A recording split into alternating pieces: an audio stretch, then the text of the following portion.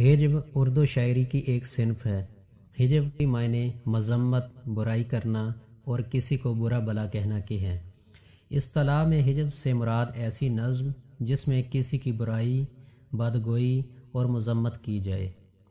ہجو قصیدے کا متضاد لفظ ہے۔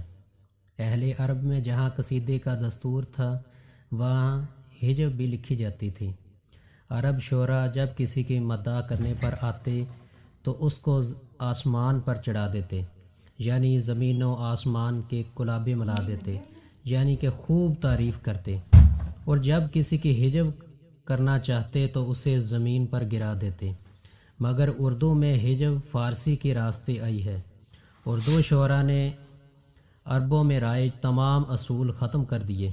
ہجو میں حیت کی کوئی قید نہیں ہوتی۔ رباعی، کتاب، قصیدہ، مثنوی، مخمس اور مسدس غرض کے ہجو کے لیے کوئی سی بھی حیت استعمال کی جا سکتی ہے۔ جس طرح قصیدہ گوئی میں مرزا محمد رفیع سودا کا درجہ سب قصیدہ نگاروں پر فوقیت رکھتا ہے، اسی طرح وہ ہجو کہنے میں بھی سب سے بڑھ کر ہیں۔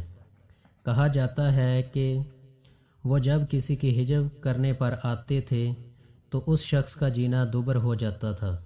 ان کے علاوہ ہجو کہنے والوں میں میر حسن، خواجہ میر درد، اسماعیل میرٹھی، مولانا الطاف حسین حالی، جوش ملی آبادی اور جعفر بلوچ کے نام مشہور ہیں۔ جوش ملی آبادی ایک دفعہ جب کراچی کے کمشنر ہاشم رضا زیدی سے ناراض ہوئے تو یہ شعر لکھا: زیدی میں سارے حرف ہیں شامل یزید کے، زیدی میں سارے حرف ہیں شامل یزید کے، ہاشم رضا میں شمر ہے پورا چھپا ہوا۔ یہ شعر ہجو کی عمدہ مثال ہے۔